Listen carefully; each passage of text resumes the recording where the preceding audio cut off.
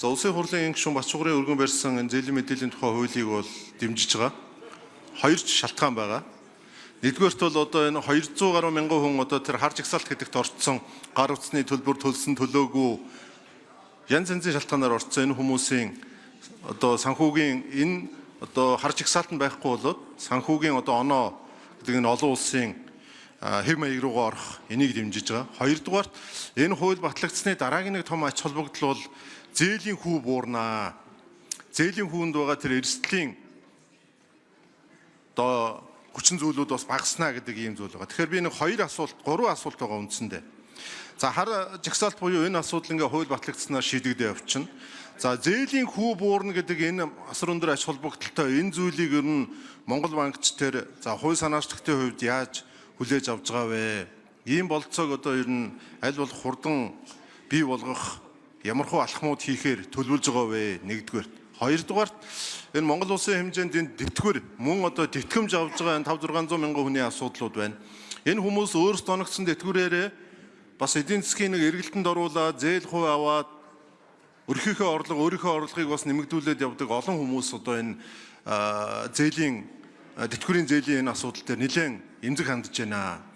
За холбогдох яамнаас нь бол энэ 3 сарын 7-оос хэрэгжсэн энэ журмаа жоохон зөөлрүүлээч гэдэг хүсэлтийг Монгол банкнд ирүүлсэн.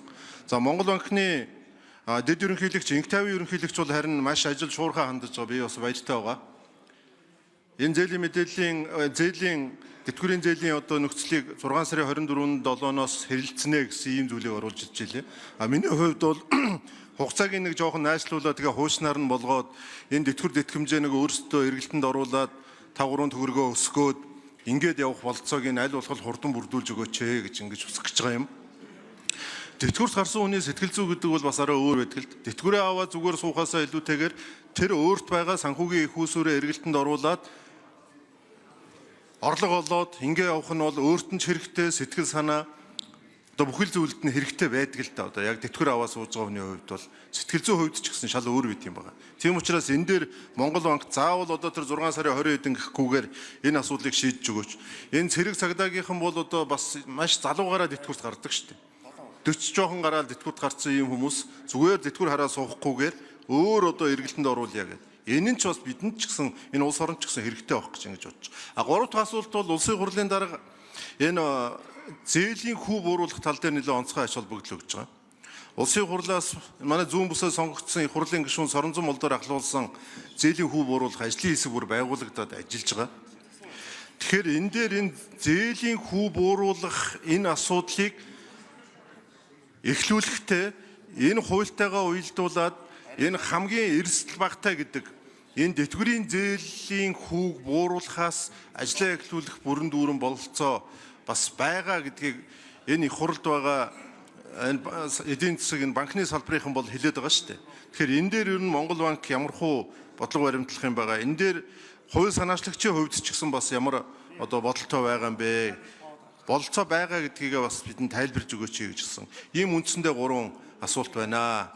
Тэгээ их хурлын дарга түрүүчийн хуралдаан дээр бас хариултаа би гүйцэд авч чадлаггүйгээр хугацаа дууссан.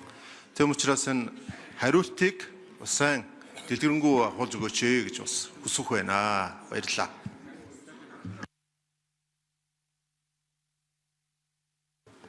За энх хоёрын Бачугар гишүүн асуултанд хариулъя. За эрхэм гишүүд энэ өглөөний мэндийг хүргье. Идэр хотын гишүүний асуултанд хариулъя. Зээлийн хүү буурах уу гэж асууж байна. Зээлийн хүү буурнаа. Үндсэндээ одоо 3 шалтгаан байгаа юм. Нэгт нь бол нөгөө банкуудын эрсдэл нь өөрөө буурна. Эрсдлээ тодорхойлдог болно.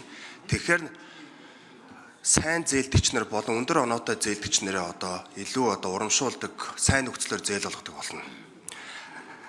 Дээрээс нь нэмээд одоо ялангуяа малчтын ахмадуудын зээл байгаа юм. Тэр нь бол байнга тогтмол төлдөг зээлийг оноо нь өсөөд үүнийгээ дагаад эрсдэл нь буураад тэр нь бол шууд одоо хүүгээр илэрхийлэх юм. За хоёрт нь банкуудын урсгал зардагч байгаа. Тэр нь буурна. Бид нар ч нэг ярьдаг шүү дээ, нэг тандыг тэнцэгч байна уу гээл янз янзын юмнууд яг бодит амьдрал дээр тийм юм байхгүй болох юм. Нэг утгаараа шууд оноогоо үзүүлээд тэр нь бол тухайн зээлдэгчийг тэр чигээр илэрхийлж байгаа болохоор шууд л одоо санхүү үйлчлэгээ өгөх тийм суур нөхцөл үүсэж байгаа. Мөн үүнтэй холбоотойгоор нэг зүйл байгаа. Өнөөдөр бол том хэдэн банкуд байгаа. Тэд нар харьцагчийнхаа мэдээллийг одоо хуваалцдаггүй, шеэрлдэггүй. Тэгэхээр тэр тов банкны л нөхцлөөр санхүү үйлчлэг аваад байгаа юм. Харин энэ онооны системтэй болсноор дуртай санхүүгийн байгууллагад очиод оноогоо үзүүлээд тэгээд санхүүгийн үйлчлэгээ зээл авах болцоо нь үүсэж байгаа. Тэгэхээр нэг осонд одоо санхүүгийн байгууллагууд хоорондоо бас хүүгээрээ мөн таатай нөхцлөөр өрсөлдөх нөхцөл байдлыг үүсгэж чинь гэж ойлгож болох юм. За цаашлаа дээр бол барьцаа өрөнгийн шаардлага гэсэн буурна. Яагаад гэвэл оноо нь өөрөө санхүүгийн бие бус хөрөнгө болчихж байгаа юм. Тэгэхээр бас шаардлагууд буураад санхүүгийн хүртээмж нэмэгдэх суурь нөхцөл үүсэж байгаа юм. За бас та юу эдгээр бот гişүүн тэтгэврийн зээлийг ярьж байна. Тэтгэврийн зээл ч гэсэн мөн адилхан. Манай ахмадууд бол сар болгон л одоо тэтгэврийн зээлээ төлдөг. Нэг өснө банкуд юу н автоматар суудагчдаг штэ. Энд чинь иргэн төлдөг гэсэн үг. Тэгэхээр оноо нэмэгдээд цаашлаад үүнийгээ дагаад суур хүүн буурах нөхцөл үүсэж байгаа. Ер нь тэтгэврийн зээл чинь болоод нэг өснө одоо бараг л эрсдэлгүй зээл гэсэн үг болно шүү дээ. Заавал арилжааны чанартай зээл биш. Арилжааны чанартай зээлтэй адилхан банкуд болон санхүүгийн байгууллагууд тэтгэврийн зээлээр одоо ашиг олоод авах нь буруу гэж бодож байгаа. Яагаад гэвэл гэр бүл хөдөлмөр нийгмийн хамгааллын яамнаас автоматар сар болгон тавьдаг. Маш ойлгомжтой. Хэдэн өдөр зээлийн хэдэн өдөр тэтгэврийн тавьдаг нь ойлгомжтой байдаг. Тэр нь банкуд шууд суудагчдаг. Нэг өснө тогтмол орлоготой энэ эрсдэл багтаа үүнийгээ дагаад зээлийг хүүжгсэн бас бага бах ёстой гэж харж байгаамаа. За үлдсэн асуултанд бас Монгол банкнаас асуусан байгаа. Монгол банк тодорхойлж хариулнахаа.